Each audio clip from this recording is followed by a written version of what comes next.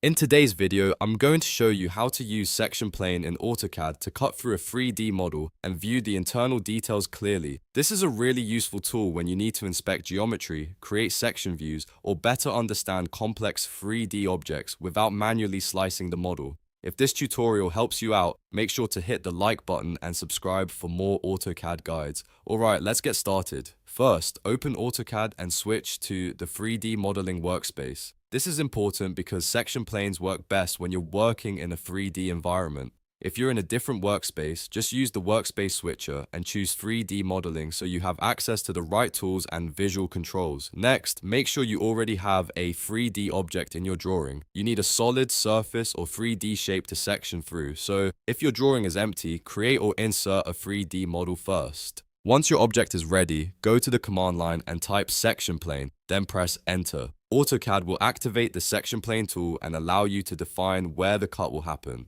After that, choose a plane type. You can use an orthographic plane for a clean, aligned section, or you can pick points if you want to place the section plane manually based on specific geometry in your model. This gives you flexibility depending on the shape and orientation of the object you want to inspect.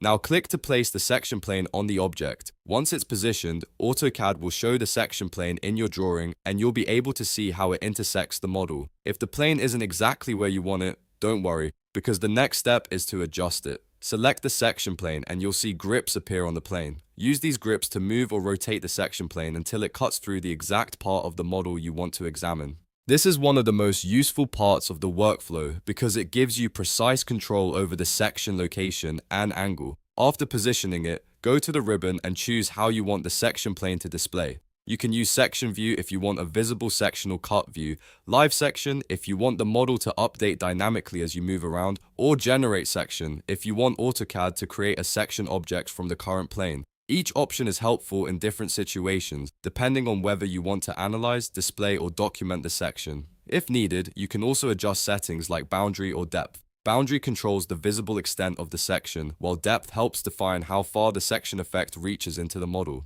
These settings are useful when you want more control over what part of the object is shown and how much of the internal geometry is revealed. Once everything is set up, you can use the section plane to cut through your 3D model and inspect hidden details with much more clarity. This is especially helpful for mechanical parts, architectural models, or any 3D design where internal structure matters. And that's how to use Section Plane in AutoCAD. If this video helped you, please like, subscribe, and turn on notifications so you don't miss the next AutoCAD tutorial.